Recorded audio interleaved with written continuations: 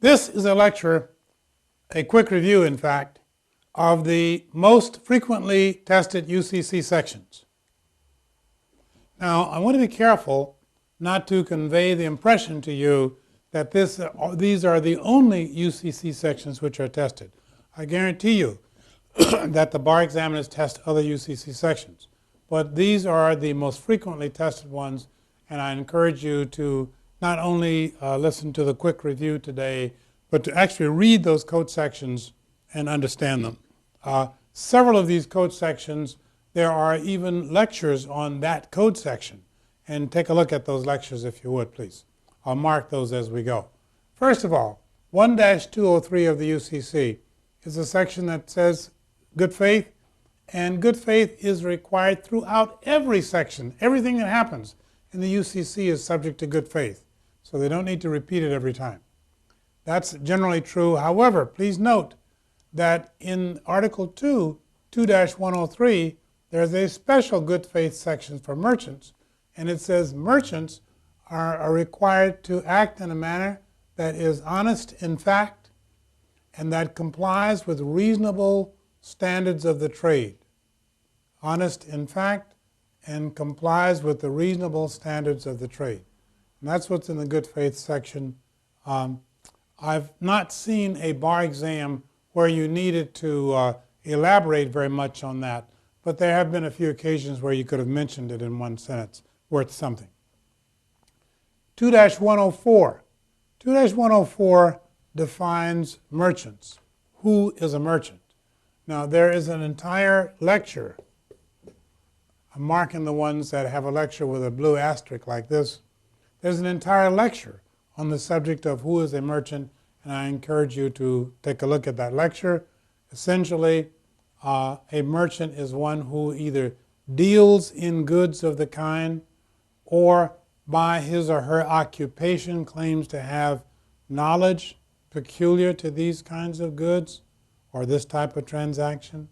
And finally, the third way to be a merchant is one who hires an intermediary to act on their behalf. Then that person who hires the intermediary, and if the intermediary by his or her occupation claims to have specialized knowledge, then the party will be treated as a merchant. Please take a look at the lecture on this. It provides the detail that you need. 2-201 subsection 1 is the Statute of Frauds. Statute of Frauds, this is the $500 rule. It provides that a contract for the sale of goods for the price of $500 or more, not more than $500, but $500 or more, and it's the price, not the value of the goods. So if I want to sell you this marker, and we have a contract where you're going to buy this marker from me for $500, forgetting about your insanity for the moment, then it's not the value of the marker, it's the price. If it's $500 or more, it needs to be in writing in order to be enforceable. Secondly, the Statute of Frauds at 2-201 subsection 1 provides that the writing needs to show at least that the parties intended to contract. The writing must show the quantity. It needs a signature or anything that's acceptable as a replacement for a signature. And mistakes are not fatal. A writing can still satisfy the Statute of Frauds even if it's got a mistake in it. And if it's a mistake in the quantity, you recall that the contract is enforceable only to the extent that the quantity is in writing.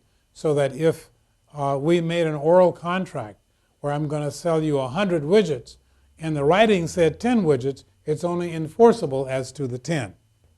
That takes care of 2-201 subsection 1, and that brings us to 2-201 subsection 2. This is the part of the Statute of Frauds that deals with transactions between merchants.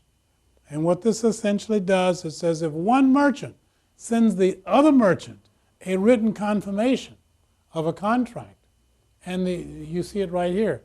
If one merchant sends the other one a written confirmation of the contract, and what is sent is sufficient against the sender, and it was actually received, and was received within a reasonable time, and the person receiving it had reason to know of the contents,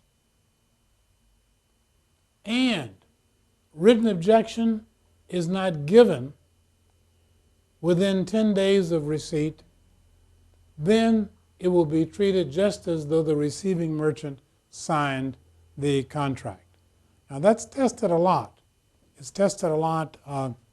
Sometimes it's tested in the form of modifications where you and I have a contract and I want to modify the contract. So I call you on the telephone and I say, hey, can we modify? And you say, yeah, we can modify the contract. And so we've agreed on the modification. But if the contract as modified ends up being the sale of, no matter where you came from, if it ends up being the sale of goods for $500 or more, then that modification needs to be in writing. And suppose we didn't put the modification in writing, but we did it over the telephone, then I wrote to you and said, this is to confirm my modification. And you get it and you don't sign it. Then these rules would be applied to decide whether or not you were bound, just as bound as I was. There's a lecture on this. I'll put an asterisk here. There's a full lecture on this subject. It's tested often enough that I made a full lecture out of it, so please take a look at it. 2-207. 2-207 deals with acceptances with proposals, and that's such an important topic and complicated enough that I won't even try to summarize it here, but there is a full lecture on that. Please watch it. It's important. That's tested a lot. 2-209, modifications. 2-209 subsection 1 says no consideration is required for a modification. 2-209 subsection 2 says, and this has never been tested, probably never will, but subsection 2 says if I am a consumer and I go to your used car lot and you're going to sell me a used car and I'm going to pay for it on time and we've got this long contract, that someplace in that contract is going to say this writing is the complete contract and nothing that's said to you by some salesperson or clerk or anybody else is a part of this contract. Well, the UCC requires that I initial that part separately to be sure that was brought to my attention. And that's what this subsection 2 is about. That's never been tested and probably won't. Does not apply if both of us are merchants. But if the customer is a non-merchant and we're using your form, I got to initial that part separately. Thirdly, the Statute of Frauds rule for modifications. And the Statute of Frauds rule for modification is that if the contract as modified, after the modification has been put into effect, ends up being for the sale of goods for the price of $500 or more, then the modification needs to be in writing. That's 2-209 subsection 3. 2-209 subsection 4 says that even if a modification failed, an attempted modification failed because, for example, it needed to be in writing but it wasn't, that attempted modification might serve as a waiver. I mean, for example, I have a contract with you to sell you my car for $700 next Monday. And I call you on the phone and I say, and we have it in writing, and I call you on the phone and I say, gee, can I deliver the car on Tuesday instead of Monday? You say, fine, no problem, no problem. No, Tuesday's just fine. And now that modification needs to be in writing because we ended up with a contract for the sale of goods for $700 on Tuesday. Okay, and that needs, if we had started there, we would have needed writing. So if we get there any other way, we still need a writing. So that modification needs to be in writing, but it's not. And 2-209 subsection 4 is saying, well, maybe you can treat that modification as a waiver. In other words, you had a right to get the car on Monday, but you waived it. And that does not need to be in writing, so this gets tested often. And finally, waivers are revocable and unless there's been some reliance on the waiver. That takes care of numbers 4, 5, and 6. There are 11 of these altogether. The seventh one is 2-305. That is the open price term.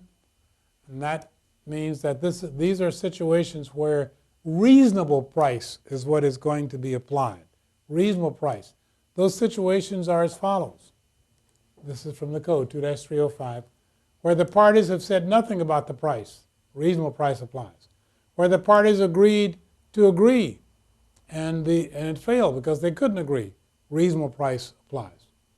Where the parties relied on some third-party publication, a price list or some other third-party publication, and the third-party publication doesn't exist anymore, reasonable price will apply. Where the price is to be set by one of the parties, that party has to set it in good faith, not just any old price they want. So that's what 2-305 says. 2-306. 2-306 is about requirements and output contracts. There's an entire lecture on that subject, as the asterisk shows here. Please take a look at it. I won't try to summarize it here. It's too complicated. 2-313, 14, and 15 are the warranties. 2-313 is the implied warranty. Now remember that an implied warranty on a product can be anything that I tell you about the product, or anything that is a tag that's hanging on the product, or something that was advertised about the product, or some pamphlets that were passed out with the product, or a model of the product. All that stuff is considered an express warranty. In fact, the express warranty can even be a name of a product. There was one case on the bar exam where the product was called Bayban, B-A-Y-B-A-N. Now you can figure out what that was about, and yet you can see how that product may very well be viewed, or the name of that product may be viewed as an express warranty, that it will ban babies. And so the express warranty can be almost anything. Implied warranty, that the product is fit for ordinary use. That's the one that said there's a whole lecture. Let me put a mark here. There's a whole lecture on these warranties and products liability area. And finally, 2-315, the implied warranty that the product is fit for a particular purpose.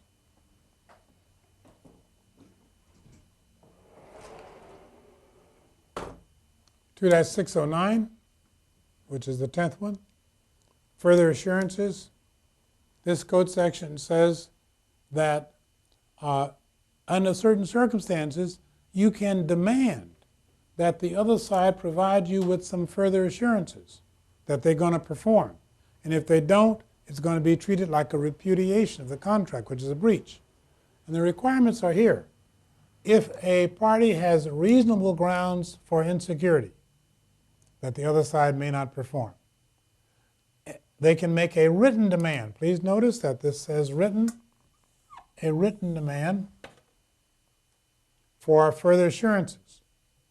And you can, while you're waiting for them to respond to your written demand, you can suspend counter-performance, or your performance, if that's commercially reasonable to do so.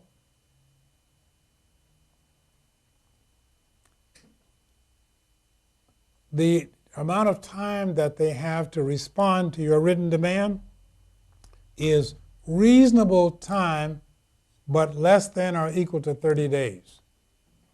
Reasonable time not to exceed 30 days. And finally, if you do not get the further assurances, that's a repudiation. That's what 2-609 provides. Then comes 2-615. 2-615 is the commercial impracticability in the UCC. It's not called that, but that's what it is.